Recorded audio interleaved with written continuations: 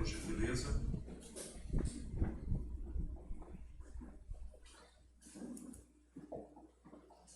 Ouçamos o que diz a palavra do Senhor. Então vieram os homens de Kiriate Jearim e levaram a arca do Senhor à casa de Abinadab, no outeiro, e consagraram Eleazar, seu filho, para que guardasse a arca do Senhor. Sucedeu que, desde aquele dia, a arca ficou em Kiriate Jearim, e tantos dias se passaram que chegaram a 20 anos, e toda a casa de Israel dirigia lamentações ao Senhor. Falou Samuel a toda a casa de Israel, dizendo: se é de todo o vosso coração que voltais ao Senhor, tirai dentre vós os deuses estranhos e os astarotes, e preparai o coração ao Senhor, e servi a ele só, e ele vos livrará das mãos dos filisteus. Então os filhos de Israel tiraram dentre si os Baalaíns e os Astarotes e serviram somente ao Senhor. Disse mais Samuel: congregai todo Israel em Mispa e orarei por vós ao Senhor. Congregaram-se em Mispa, tiraram água e a derramaram perante o Senhor, jejuaram aquele dia e ali disseram: pecamos contra o Senhor. E Samuel julgou os filhos de Israel em Mispa. Quando, pois, os filisteus ouviram que os filhos de Israel estavam congregados em Mispa, subiram os príncipes dos filisteus contra Israel, o que, ouvindo os filhos de Israel, tiveram medo dos filisteus. Então disseram os filhos de Israel a Samuel: Samuel, não cesses de clamar ao Senhor nosso Deus por nós, para que nos livre da mão dos filisteus. Tomou, pois, Samuel um cordeiro que ainda mamava, e o sacrificou em holocausto ao Senhor, e clamou Samuel ao Senhor por Israel, e o Senhor lhe respondeu. Enquanto Samuel oferecia o holocausto, os filisteus chegaram à peleja contra Israel. Mas trovejou o Senhor aquele dia com um grande estampido sobre os filisteus, e os aterrou de tal modo que foram derrotados diante dos filhos de Israel. Saindo de Mispa, os homens de Israel perseguiram os filisteus e os derrotaram até abaixo de Bet-car. Tomou então Samuel uma pedra e a pôs entre Mispa e Sem, e lhe chamou Ebenezer, e disse: até aqui nos ajudou o Senhor. Assim, os filisteus foram abatidos e nunca mais vieram ao território de Israel, porquanto foi a mão do Senhor contra eles todos os dias de Samuel. As cidades que os filisteus haviam tomado a Israel foram-lhe restituídas, desde Ecrom até Gate, e até os territórios delas arrebatou Israel das mãos dos filisteus, e houve paz entre Israel e os amorreus.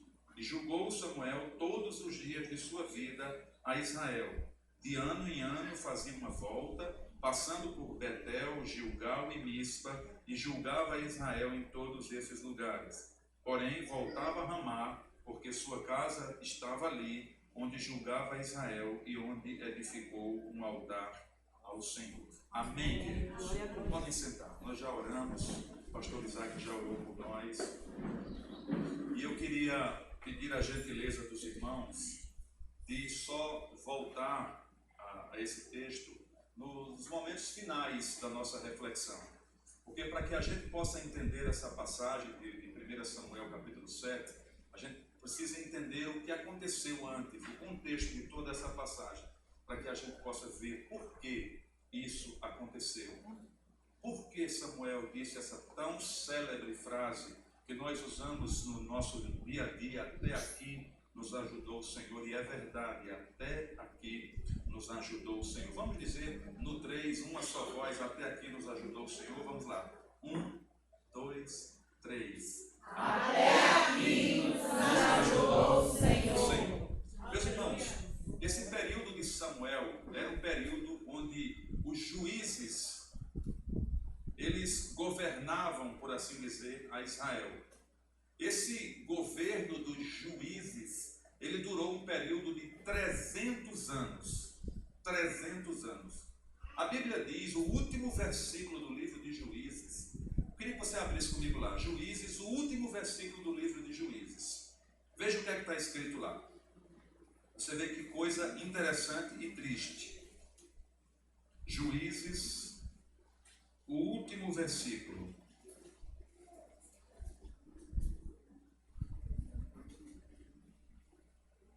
Capítulo 21, versículo 25. Naqueles dias não havia rei em Israel, e cada um fazia o que achava mais reto.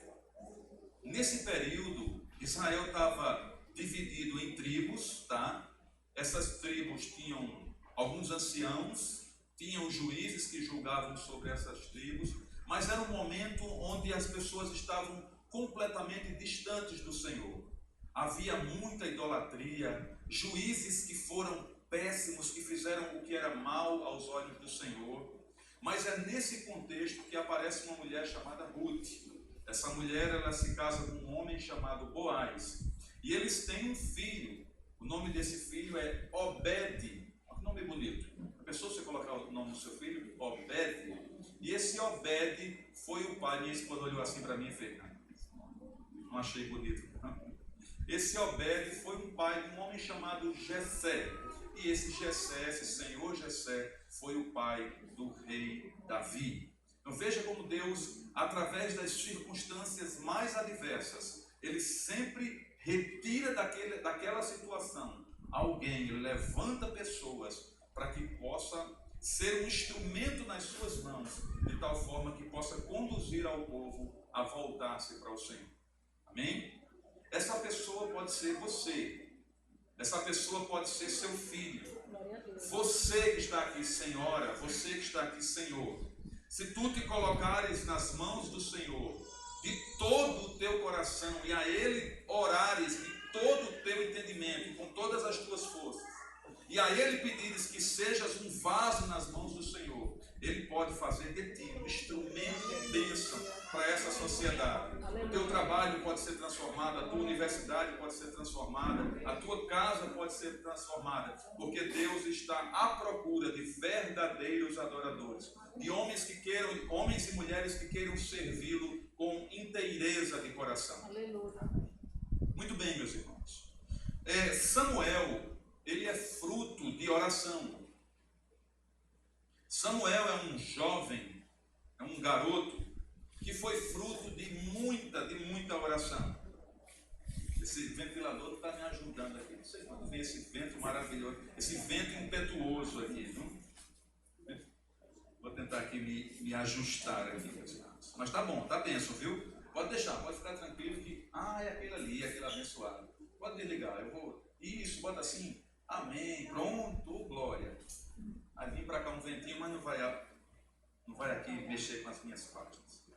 Existia um homem, o nome dele era Eucana. Repita comigo esse nome, por gentileza. Eucana. Olha a cidade que ele morava, meus irmãos. Era uma cidade chamada Ramataim Zofim. Olha que nome engraçado, né? Eu fico pensando como é que se chamavam os moradores dessa cidade.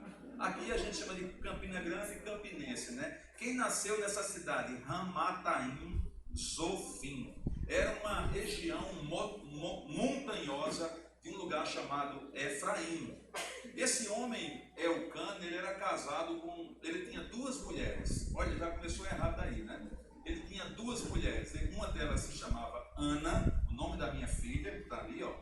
O nome Ana significa cheia de graça. E ele tinha uma outra mulher chamada Penina. Essa mulher Penina deu a esse homem Eucana filhos. Mas Ana, que era uma mulher extremamente consagrada ao Senhor, Deus lhe cerrou a madre. Ela não podia gerar filhos. E ela, em determinado momento da sua vida, para vocês terem uma ideia, antes de falar isso, para vocês terem uma ideia, quando Eucana, ele, uma vez por ano, ele ia oferecer sacrifícios ao Senhor, no templo do Senhor. O que ele fazia? Porque ele oferecia um sacrifício, um tipo de sacrifício chamado sacrifício pacífico. Nesse sacrifício pacífico,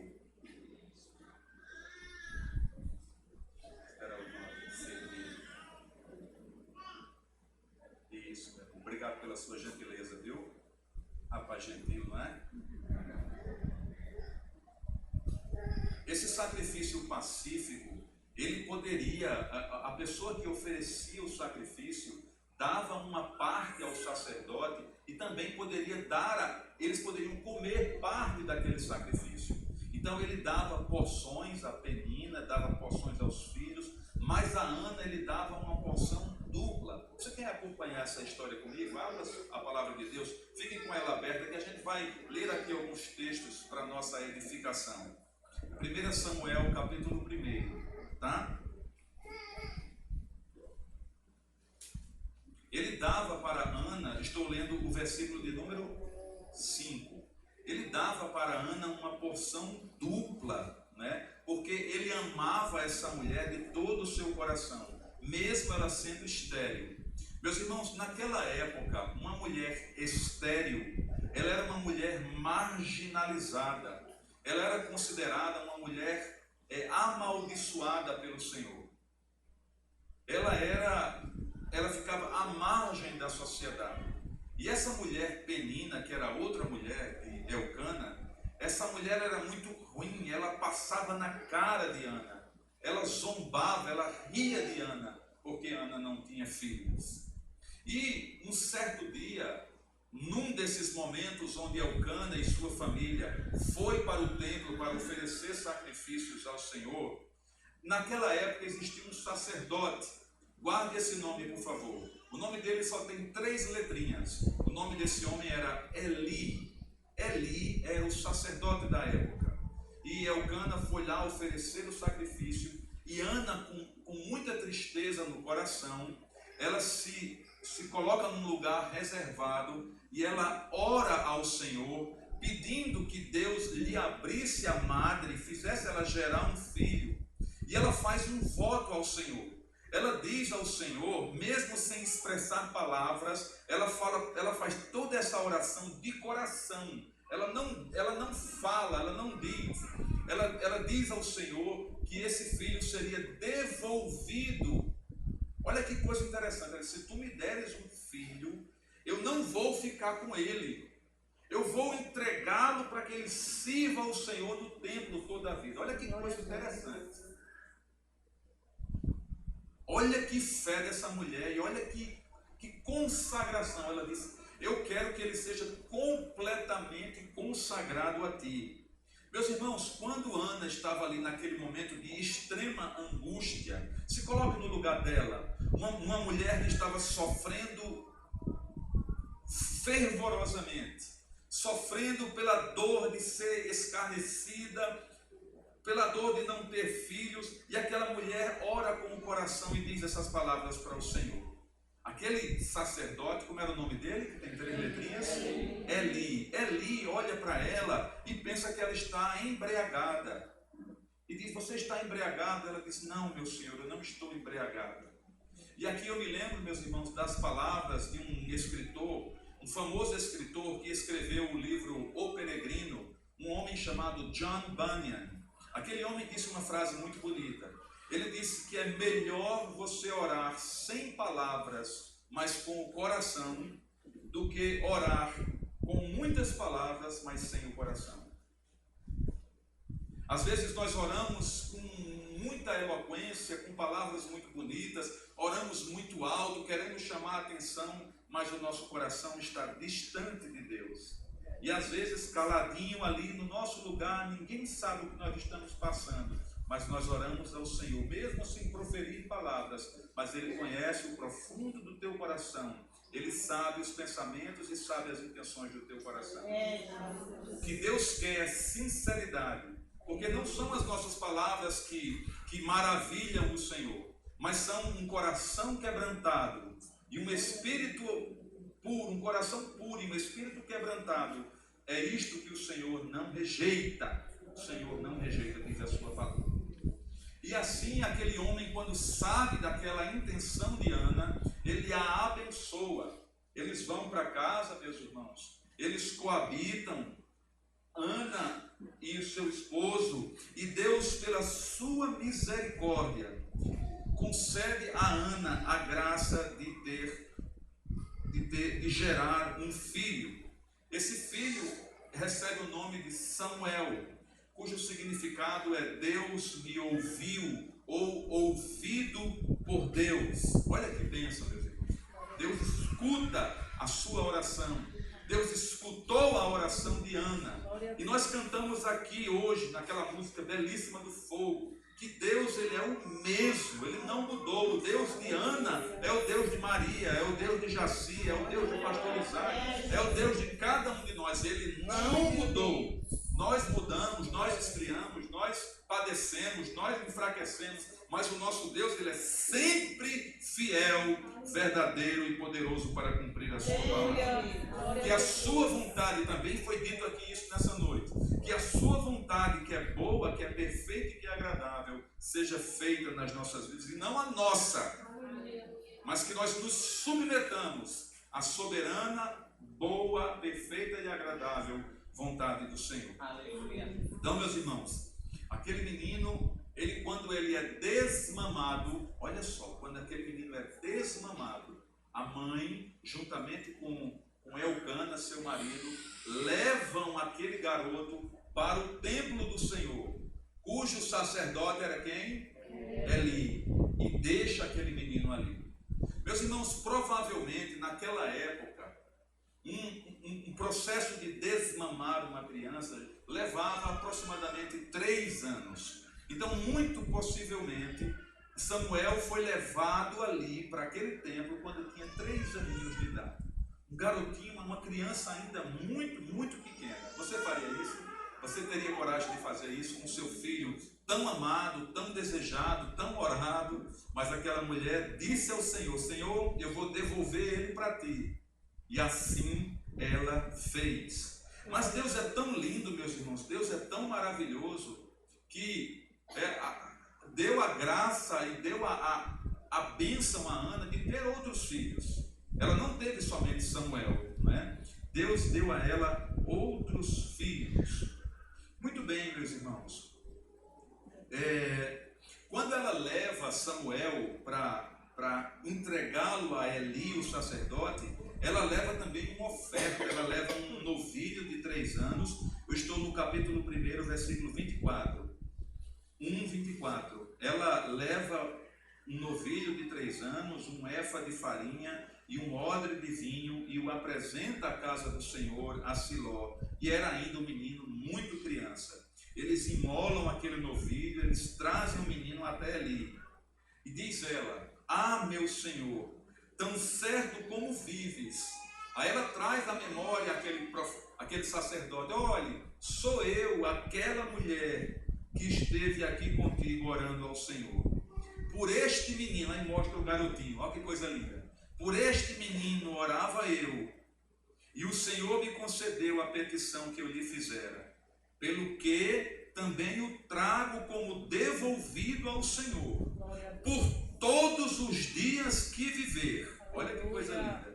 Pois do Senhor o pedi, e eles adoraram ao Senhor. Meus irmãos, qualquer mãe, numa situação como essa, ia sair e voltar para casa com o coração cheio de tristeza. Assim, era um coração bem dividido, né? Meu Deus, meu filho, será que eu vou aguentar? Se coloca aí, vocês, mulheres aí, mães. Se coloca no filho que você tanto desejou. Você dizer assim: ele não é meu, ele é do Senhor. Olha que lição para a gente. Lembre-se que por mais que você ame seu filho, não queira que ele seja só seu, queira que ele seja principalmente do Senhor, porque tudo aqui é passageiro, meus irmãos. Eu trabalho numa universidade. De vez em quando eu recebo alunos com 17 anos que vêm de outra cidade. 17. Às vezes até mais novo, 16. E nunca mais voltam para casa. Vem para cá estudar, daqui arruma emprego, já se casa e já vai trabalhar e nunca mais volta para casa.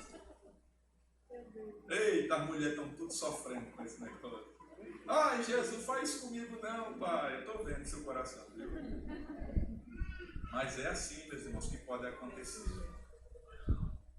Por isso que a gente tem que entregar os nossos filhos a Deus. Senhor, faz na vida deles a tua vontade. Mas qualquer um de nós, olhando o raciocínio lógico, a gente ficaria um pouco triste. Mas Senhor, prometia, Senhor, eu fiz um voto aqui, eu tenho que cumprir mais.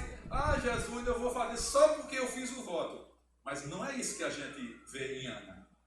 Acompanhe comigo o capítulo 2. Olha o que é que Ana diz ao Senhor, depois que ela deixa o menino lá. Ela diz o seguinte: o meu coração se regozija no Senhor. A minha força está exaltada no Senhor. A minha boca se ri dos meus inimigos, porquanto eu me alegro na tua salvação.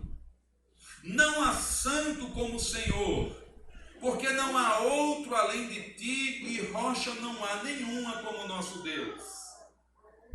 Olha que coisa linda, meus irmãos, que oração é essa? Aí a gente fica pensando, e o marido, qual foi a reação dele? Esse marido muito sabiamente diz: minha filha, se você quiser fazer dessa forma, que assim seja feito, eu vou abençoar a sua decisão. Uma outra coisa muito importante aqui, os dois andarem de comum acordo.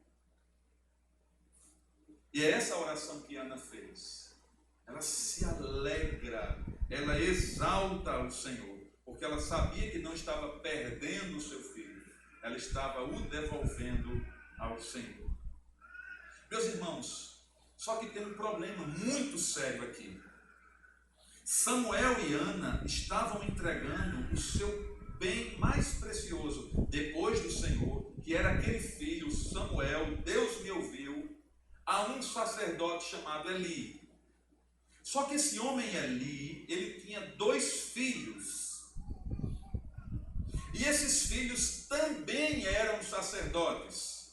Vamos gravar o nome desses 2 filhos. Um deles se chamava Ofni e o outro se chamava Finéias.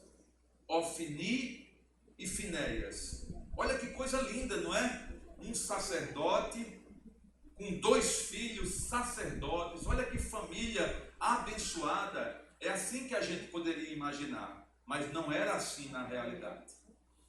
Aqueles 2 filhos de Eli, aquele sacerdote, aquele homem já maduro, eram 2 homens corruptos. Eram 2 homens extremamente sem temor, sem caráter. Eram duas pessoas reprováveis, execráveis. E mesmo assim, Samuel é deixado aos cuidados desse trio. Aí é que nós não deixaríamos mesmo. Eu vou deixar meu filho com uns cabra desse? Agora eles eram sacerdotes, homens consagrados para servirem ao Senhor no templo, para queimarem incenso, para fazerem as ofertas, mas eles eram corruptos. Veja comigo 2, versículo 12. Os filhos de Eli eram filhos de Belial e não se importavam com o Senhor. Olha o que é que eles faziam, meus irmãos. Eles mandavam, versículo 13, era costume daqueles sacerdotes com o povo, era que oferecendo alguém sacrifício, vinha o moço do sacerdote, estando-se cozendo a carne, ninguém poderia mexer naquela carne. Enquanto aquela carne estava sendo cozida, aquela carne era sagrada para oferecer a Deus, e eles mandavam um rapaz meter um garfo de 3 dentes, metia-o na caldeira, ou na panela, ou no tacho, ou na marmita, e tudo quanto o garfo tirava, o sacerdote tomava para si. Versículo 15, antes de se queimar a gordura, vinha o moço do sacerdote e dizia ao homem que sacrificava. Imagina essa situação. O homem estava lá fazendo o seu sacrifício, com o maior temor do seu coração.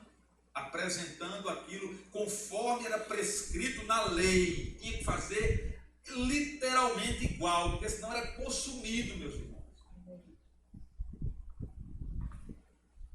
Em vários momentos a gente vê pessoas morrendo porque não cumpriu o que estava escrito.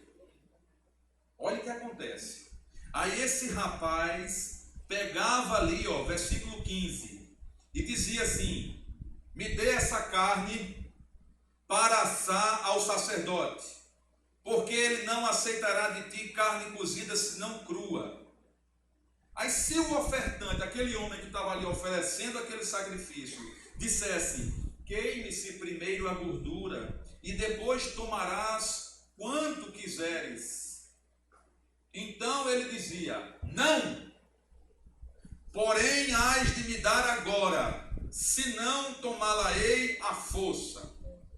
Era, pois, muito grande o pecado daqueles moços perante o Senhor, porquanto desprezavam a oferta ao Senhor. Então esse era o contexto. Meus irmãos, aqueles homens não somente faziam isso, mas eles se prostituíam. Eles dormiam com mulheres à porta do templo. Ou seja, eram homens de uma índole terrível. Em contrapartida, aquele garoto que fora consagrado ao Senhor, chamado Samuel, aquele menino que fora fruto de muita oração, diz a Bíblia que ele ministrava perante ao Senhor. Ele mesmo, garotinho, pequeno, ele se vestia de uma estola sacerdotal feita de linho. Imagina a criancinha, uma estola sacerdotal. Estou no versículo 18 do capítulo 2, para você conferir comigo. Sua mãe fez uma túnicazinha pequenininha para ele, meu irmão, coisa mais linda do mundo. E de ano em ano lhe trazia, quando com seu marido subia para oferecer. Então a mãe, de ano em ano, via o menininho. De ano em ano ela ia lá, oferecer o seu sacrifício. Aí via o menininho crescendo. E diz a Bíblia que aquele garoto crescia na presença de Deus. Era um menino consagrado. Eli, o homem, o pai daqueles dois sacerdotes execráveis, Eli abençoava a Eucana, abençoava a sua mulher. Aí foi nesse momento que Eli disse assim: que Deus abençoe você, Ana, que você tenha muitos filhos. E aí o versículo 21 comprova aquilo que eu falei para os irmãos. Abençoou, pois, o Senhor a Ana, e ela concebeu e teve quantos filhos, meus irmãos? 3. E quantas filhas? 2. E o jovem Samuel crescia diante do Senhor. Eli, o pai daqueles dois jovens, tem um momento que eles chegam para os filhos para repreendê-los. Acompanhe comigo, por favor. Você está gostando de ler a Bíblia comigo? Não? Está aprendendo aqui do Senhor? Amém. Muito bem. Vamos lá. Versículo de número 22. 2:22. Era, porém, Eli já muito velho e ouvia tudo quanto os seus filhos faziam a todo Israel e de como se deitavam com as mulheres que serviam à porta da tenda da congregação. Olha o que eles faziam. E aí Eli diz: mas meu filho, olha a repreensão desse pai. Ó papai, se acorda aí para Jesus, viu? Não seja como Eli não. Mamãe, não siga o exemplo de Eli. Olha o que é que acontece aqui. O pai chega para o filho e diz: por que fazeis estas coisas? Porque de todo este povo ouço constantemente falar do seu mau procedimento. Traduzindo: meu filho, pelo amor de Deus, não faça isso não. Todo mundo falando mal de vocês. Não, filhos meus, porque não é boa essa fama. Estava preocupado com a reputação dos meninos. Não é boa essa fama. Estás fazendo transgredir o povo do Senhor, pecando o homem contra o próximo. Deus lhe será o árbitro. Pecando, porém, contra o Senhor, quem intercederá por ele? Correto. Entretanto, aqueles meninos não ouviram a voz do seu pai, porque o Senhor, olha que coisa forte, os queria o quê? matar. Meus irmãos, às vezes a gente pensa que Deus, que é todo amor, Ele também não é todo justiça. A Bíblia diz que de Deus não se escarnece. O nosso Deus é um Deus santo. Aleluia. Ele é um Deus completamente justo. E aqueles homens eram consagrados ao Senhor, mas não o respeitavam.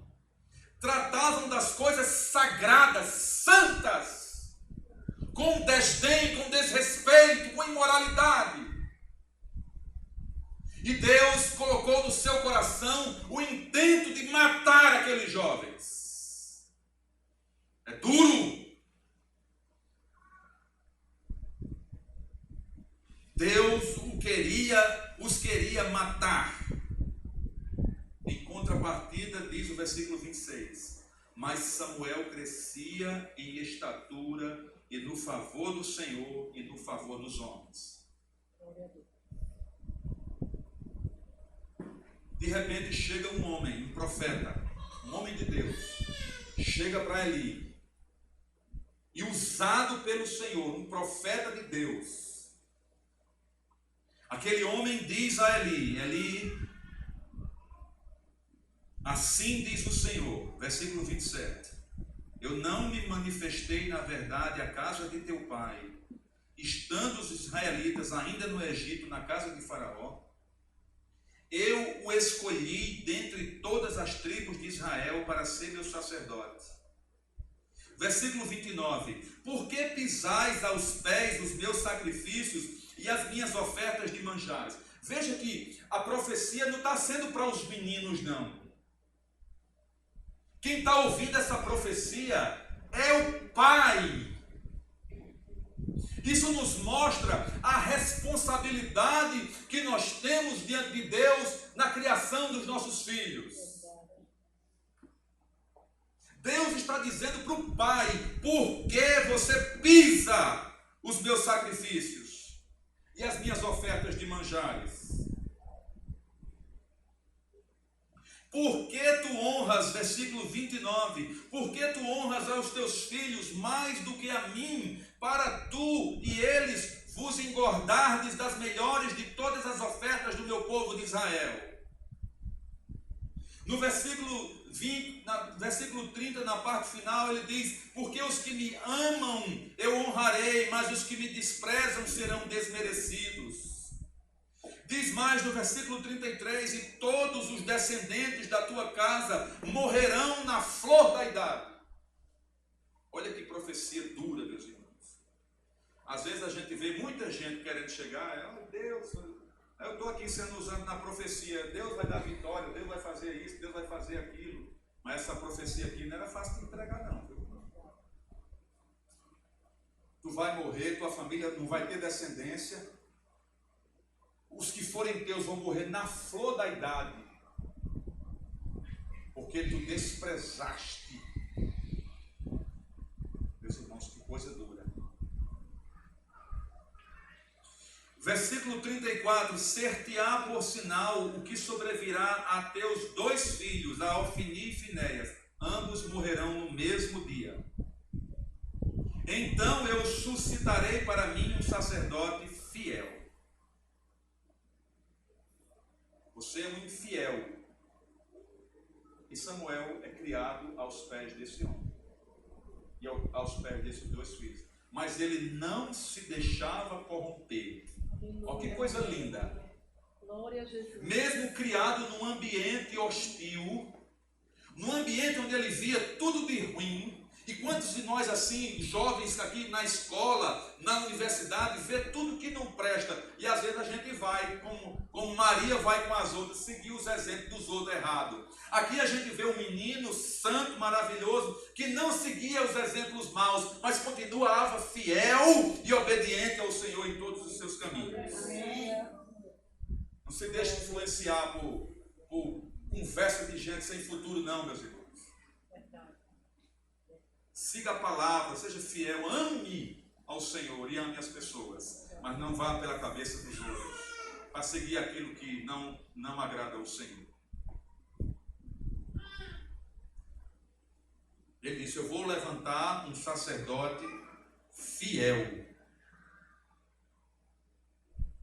E aí no capítulo 3, meus irmãos, Deus fala com Samuel numa visão. Diz o capítulo 3, versículo 1, que naqueles dias era muito raro Deus falar. Era muito difícil de alguém ver uma visão, as visões não eram frequentes.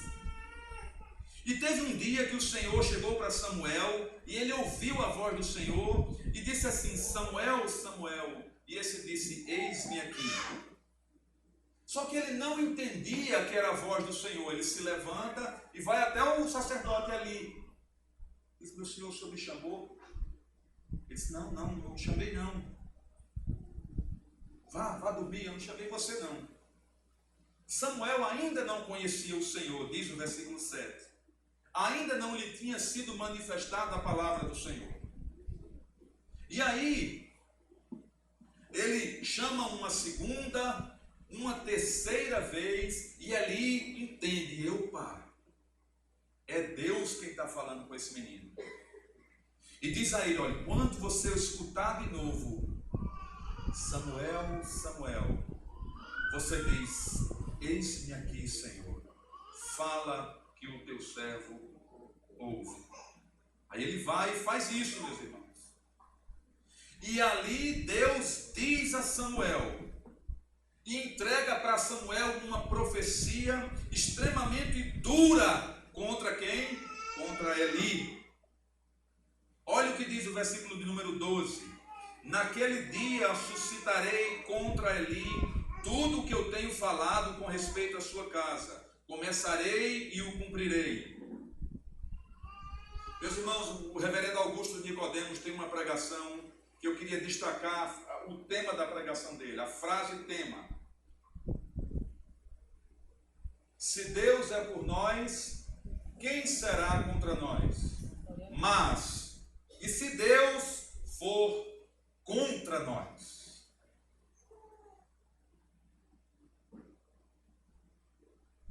Deus estava literalmente contra Eli e contra a sua família. Meus irmãos, do mesmo jeito que a mão de Deus, quando está estendida para abençoar, ninguém pode fazê-la voltar atrás, quando Ele também vem com a sua ira, com o seu furor e com a sua justiça, ninguém também pode fazer retroceder a Deus. Tem situações que a gente ora e a gente vê na Bíblia o próprio Deus dizendo: não orem por eles, não orem por estes. Meus irmãos, Deus não é brincadeira não.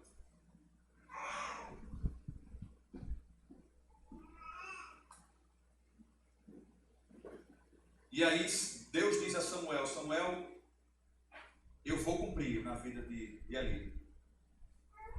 Samuel se acorda, Eli pergunta: meu filho, o que foi que Deus lhe disse? Olha isso. E ele, com medo de dizer: meu Deus, como é que eu vou dizer isso para o meu sacerdote? Como é que eu vou dizer para ele o que é que ele espera? Ele disse: não me encubras nada. E aí a Bíblia diz que Samuel lhe disse tudo. Estou no versículo 18 do capítulo 3. Você está acompanhando comigo? Amém. E disse,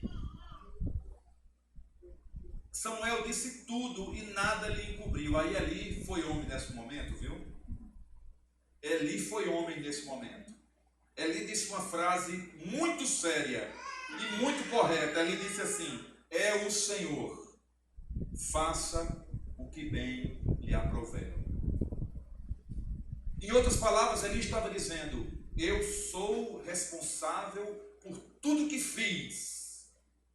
Eu não agi como um homem, eu não disciplinei meus filhos, eu não os criei como deveria.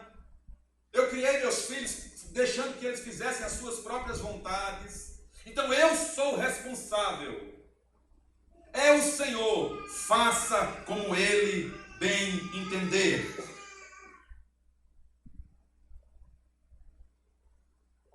E aí o texto diz para nós que Samuel crescia. Senhor era com ele, e nenhuma das suas palavras deixou cair em terra. E todo Israel olhava para Samuel, e ele estava confirmado como um homem profeta do Senhor.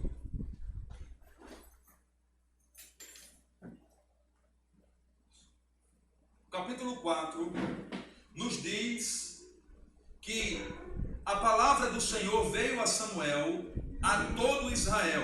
Olha o que vai acontecer agora, meus irmãos. Agora a gente vai tentar entender agora o capítulo número 7. Samuel crescia.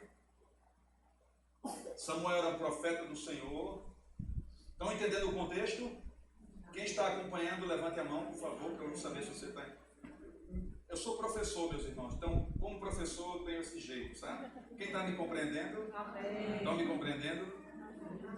Então, veio a palavra do Senhor a todo Israel. Que palavra foi essa? Uma palavra onde eles iam lutar. Uma guerra. Essa guerra era contra quem? Filisteus. Esse povo filisteu era um povo que ocupava ali aquela região. Ocupavam várias cidades. E eles não queriam que o povo de Israel chegasse ali à terra prometida. Eles se tornaram inimigos do povo de Israel. E eles saem à peleja. Eles se acampam num lugar chamado Ebenezer. A palavra Ebenezer significa pedra de auxílio ou pedra de ajuda. E os filisteus se acampam. Veja bem, o povo de Israel fica lá em Ebenezer, que é uma cidade, um local, e os filisteus ficam num lugar chamado Afeca. Diga comigo, por favor, Afeca. Afeca. Pronuncie direitinho. Caiu o suor no meu olho aqui, meus irmãos, mais arde, né, o suor?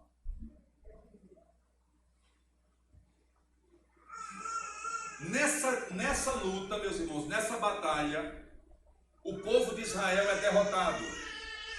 4.000 homens, 4.000 israelitas morrem. O que acontece? Escute aqui, viu? Quando eles voltam dessa derrota, os anciãos de Israel, que eram como se fossem líderes das tribos, homens já de idade, homens maduros, eles dizem o seguinte: olha, nem sempre uma pessoa de idade tem muita sabedoria, diz os melhores conselhos. Tem pessoas que envelhecem, mas não amadurecem.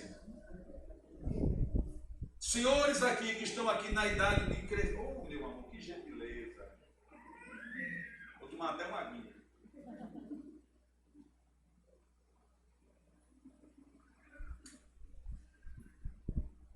Pessoas aqui que estão entrando na idade, a melhor idade, peçam a Deus sabedoria.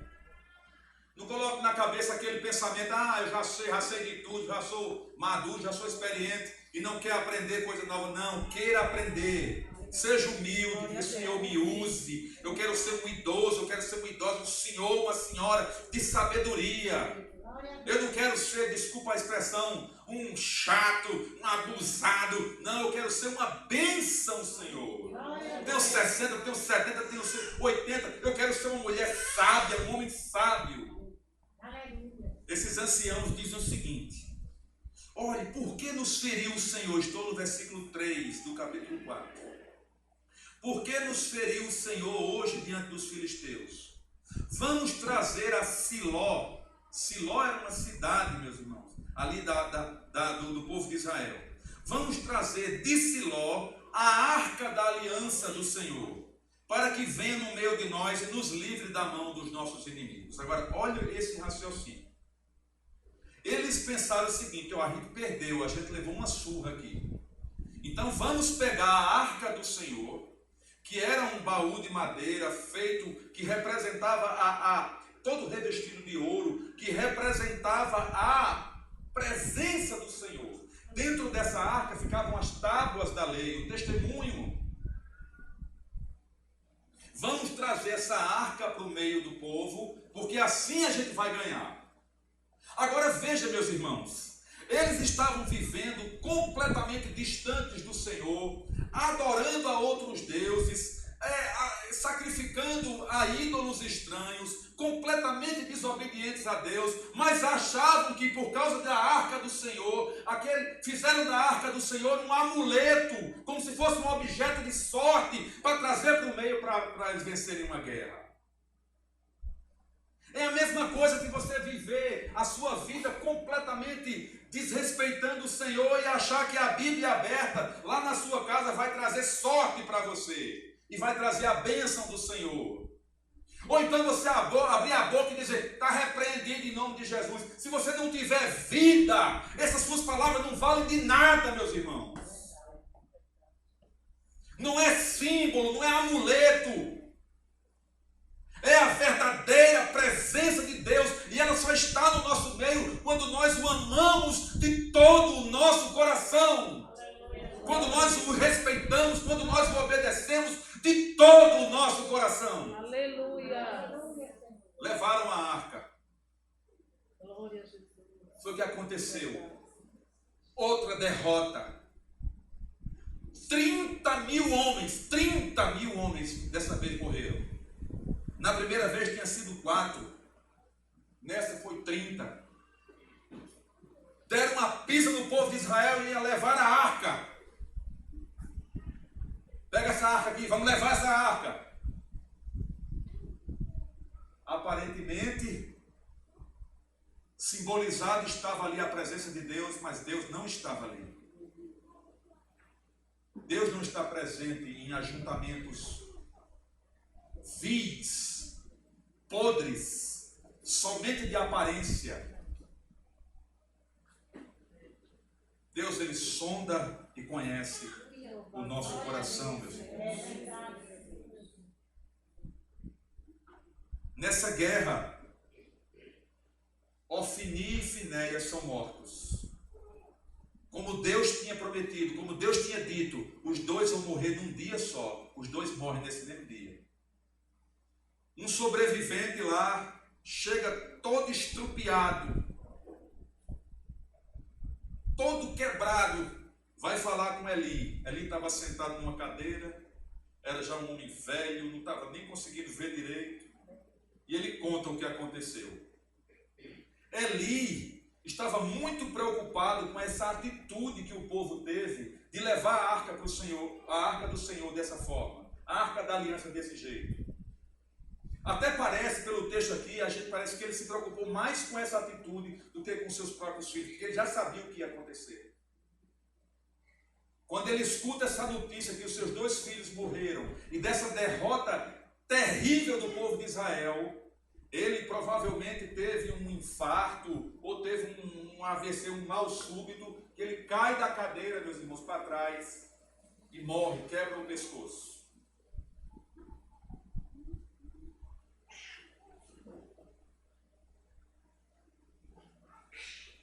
Meus irmãos, a coisa é séria, não é? Estamos caminhando para o final, meus irmãos. No capítulo 5, quando os filisteus levam essa arca, eles colocam num lugar como se fosse um templo a um deus dos filisteus. Veja comigo o capítulo 5, por favor.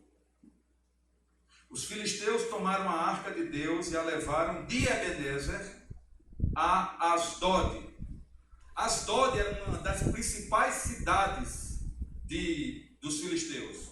Eram 5 cidades. Era Gaza, Gate, Asdod, Ecrom e Asquelon. Olha esses nomes. Ó. Gaza, Gate, Ecrom, Asquelon e Asdod. Eram as 5 principais cidades dos filisteus. Dagon era um deus deles. Era um deus, o nome Dagon significa cereal. Ele era uma escultura. Era um deus, uma imagem. O corpo era de peixe e os braços e a cabeça eram como de homens, ser humano. Ele representava a água, representava a agricultura e era considerado o pai de Baal, esse deus. E aí esse Deus ficava lá, num altar, lá nos filisteus. E eles chegam com a arca santa a arca santa do Deus Todo-Poderoso, vivo de Israel, e coloca lá perto desse Deus. De madrugada, sabe o que é que acontece? Esse Deus, olha que coisa linda, meu irmão, o Deus que você serve. Veja o versículo número 3. Levantando-se, porém, de madrugada, os de Asdod, que era dessa cidade, no dia seguinte, eis que estava caído Dagom com o rosto em terra, diante da arca do Senhor. Tomaram-no e o tornaram a pô-lo no seu lugar. Aquele Deus dele lá, diante da arca do Senhor, cai no chão. Aleluia. Fica como se estivesse com o rosto prostrado diante da arca. E ele era um Deus falso. E aqueles homens colocam ele, vamos ajeitar aqui, aí coloca em pezinho de novo. No outro dia, na outra madrugada, o que é que acontece? Ele cai de novo, só que dessa vez arranca a cabeça, arranca o braço, fica só o tronco.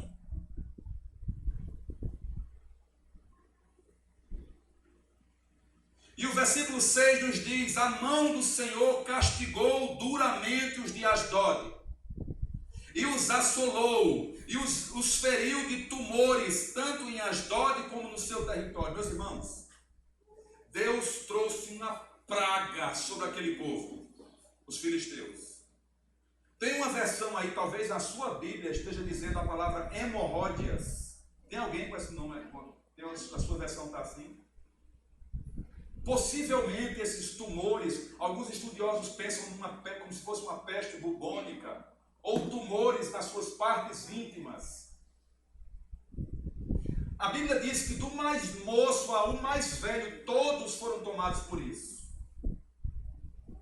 Aí eles disseram: pelo amor de Deus, vamos tirar essa arca daqui.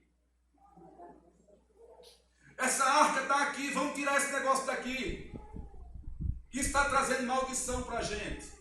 Aí foi o que eles fizeram. Olha que ideia. Vamos pegar duas vacas. Vamos ver aqui o versículo. Vamos ver o capítulo 6. Quanto tempo essa arca esteve na terra dos filisteus? Diz aí, 7 meses. Aí eles dizem o seguinte: vamos devolver. O que faremos? Aí eles dizem assim, versículo de número 3. Não as envieis vazia, enviá-las-ei ao seu Deus como uma oferta. Sabe o que eles fazem? Eles fazem uma imagem dos tumores. Imagina aí, os tumores, eles fazem imagens de ouro, colocam na arca, e também eles foram acometidos de uma peste de ratos. Imagina isso, meus irmãos. E possivelmente esses ratos causaram essas doenças. Aí eles fazem ratos de ouro e tumores de ouro e colocam nisso para devolver a arca com essa oferta. Eles achando que com essa oferta de ouro, com esses símbolos aí, eles seriam perdoados do mal que fizeram contra o povo de Israel. Colocaram 5 tumores de ouro, 5 ratos de ouro. Aí eles dizem no versículo número 5: e dai glória ao Deus de Israel. Eles reconhecem, os inimigos reconhecem que não tem jeito, tem que dar glória ao Deus de Israel mesmo. Aí o que é que eles fazem?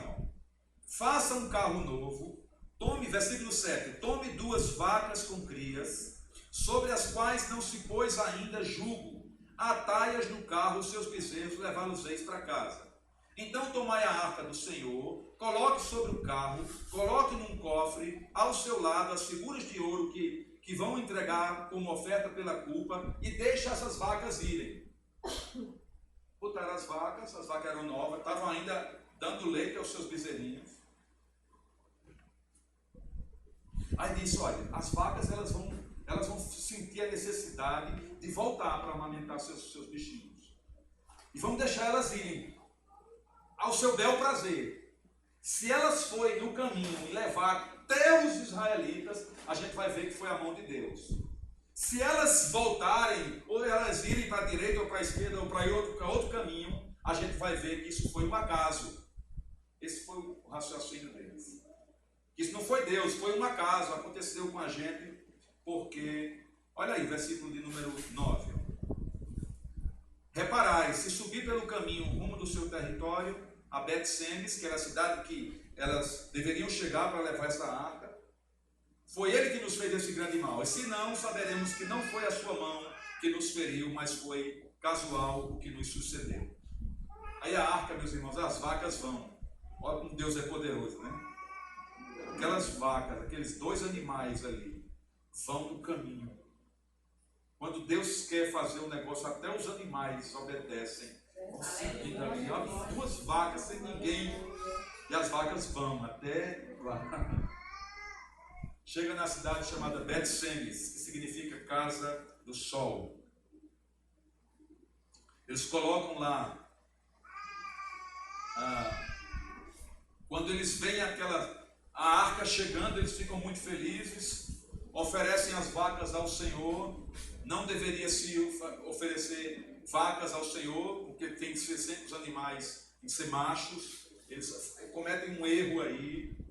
Aí o povo começa a olhar para dentro da arca, e quem olha para a arca não poderia ser vista por ninguém, ela tinha que ser oculta, somente o sacerdote poderia ter acesso, ninguém podia tocar na arca, era uma coisa extremamente santa. E ali, a Bíblia diz, essa é uma passagem difícil de se compreender, mas essa versão que eu tenho aqui diz que 70 homens morreram porque olharam para dentro da arca. Porque foram curiosos, vamos olhar a arca aqui. Morreram só porque fizeram isso. E aí chega o capítulo 7 para a gente encerrar. Eles vêm, os homens, e levam a casa a arca do Senhor. Veja, a arca estava voltando. Eles colocam na casa de um homem chamado Abinadab. E consagraram um homem chamado Eleazar para que guardasse a arca do Senhor. E aí Samuel toma a palavra e nesse momento ele diz para o povo: é momento de arrependimento, é momento de volta. Vocês estavam pensando que com Deus a gente age de qualquer forma. Samuel diz: os dias se passam. Meus irmãos, sabe quanto tempo passou essa arca na casa desse homem chamado Eleazar? Nós lemos aqui no começo, 20 anos, meus irmãos. Essas vacas chegam lá em Abinadab, Eleazar toma conta, e se passam 20 anos. E o povo desobediente. E o povo ruim, adorando a outros deuses.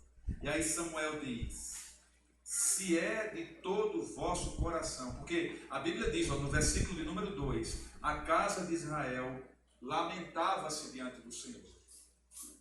Meus irmãos, o pecado, às vezes tem um momento que a gente acha que está na crista da onda, né? Está muito bom, eu estou aqui fazendo o que eu quero, estou só na cancha aqui. Mas tem um momento que ele cobra. E aí o povo caiu em si. A mão do Senhor afastada deles. Cada um fazia do seu jeito.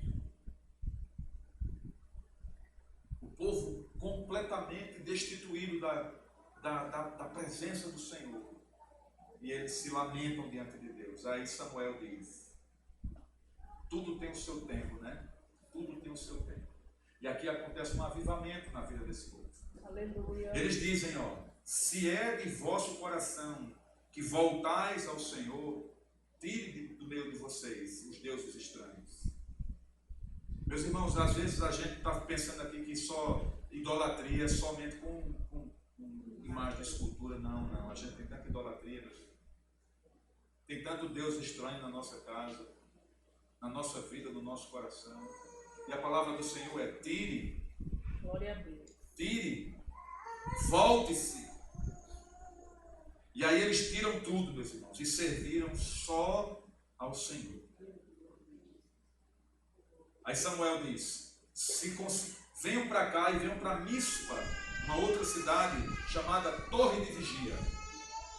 A palavra Mispa significa Torre de Vigia. Eles se consagram ali, eles se congregam ali, eles derramam água perante o Senhor, eles jejuam, e eles dizem: pecamos contra o Senhor. Outra coisa importante. Nós pecamos contra o Senhor. Reconhecer. Não ficar botando a culpa em ninguém. Porque isso, porque aquilo. Nós pecamos contra o Senhor. Samuel julga aqueles filhos de Israel. E aí os filisteus escutam que eles estavam congregados em Mispa. E os príncipes dos filisteus, que eram os príncipes das 5 principais cidades que eu citei os nomes aqui, Gaza, Gade, Ecrom, aquelas 5 cidades, Asdod, Askelon, aqueles 5 príncipes, eles ouvindo os filhos de Israel, e eles, desculpa meus irmãos, quando pois os filisteus ouviram que os filhos de Israel estavam congregados em Mispa, subiram os príncipes dos filisteus contra Israel, o que ouvindo os filhos de Israel tiveram medo dos filisteus. Eles já tinham sido derrotados 2 vezes, tinham perdido 34 mil homens, tiveram medo. E aí foram para Samuel: Samuel, não pare de orar por nós não. Ore por nós, para que a mão do Senhor... Aí eles sacrificam um cordeiro. E aí, enquanto Samuel oferecia o holocausto, chegam os filisteus. Estou no versículo número 10. Chegam aquele exército para pelejar contra Israel. Só que aqui era diferente. Aqui teve arrependimento. Aleluia. Aqui o povo chorou pelos seus pecados. Aqui a comunhão estava sendo restaurada. Era verdadeiro arrependimento. E quando isso acontece, olha o que é que Deus faz. Mas, o versículo de número 10. Trovejou o Senhor aquele dia com grande estampido sobre os filisteus e os aterrou de tal modo que foram derrotados diante dos filhos de Israel. Esse é o Deus que nós servimos. Glória a Deus. Saindo de Mispa, os homens de Israel, todos saíram dali, os que sobreviveram. Aí o povo persegue eles e os derrotam até a cidade chamada Bet-car, que significa casa de ovelhas. E é nesse momento que Samuel pega uma pedra e coloca entre Mispa e Sem e diz: Ebenezer, até aqui Glória a Jesus. nos ajudou. Aleluia. Meus irmãos, vocês percebam que até essa frase ser dita, muita coisa aconteceu. Muita luta aconteceu. Muito arrependimento teve que chegar ao coração daquelas pessoas. Mas mesmo em meio à luta, mesmo em meio às dificuldades que a gente passa na nossa vida, a gente chega um momento que diz: mesmo assim, Oh, aleluia. Aleluia. Glória a Deus. Glória a Deus. Fiquemos de pé. Glória a Deus. Diz a Bíblia que nos dias de Samuel os filisteus não mais perturbaram. Julgou Samuel todos os dias da sua vida. De ano em ano ia até aquelas cidades, Betel, Gilgal, Mispá, julgava todo Israel. Mas sempre voltava para casa. Ali, Ramá, que é aquela cidade que nós lemos no começo, né? Ramate, como é o nome da cidade, meus irmãos? Agora eu me esqueci. É tanto nome difícil. Ramataim Zofim, também conhecida como Ramá. Ramataim Zofim. E ele voltava para ali, voltava para casa. Glória a Jesus. Até aqui nos ajudou o Senhor. Vamos orar.